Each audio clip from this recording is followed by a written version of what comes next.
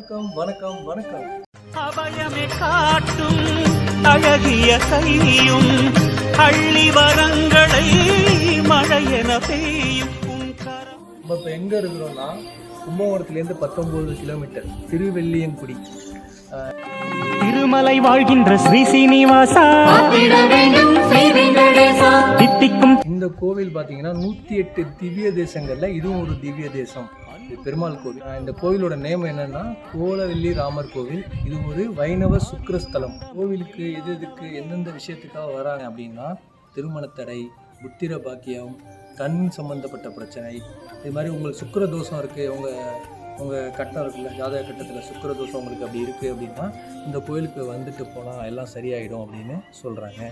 கரமலரெல்லாம் அருள் பூத்ததே.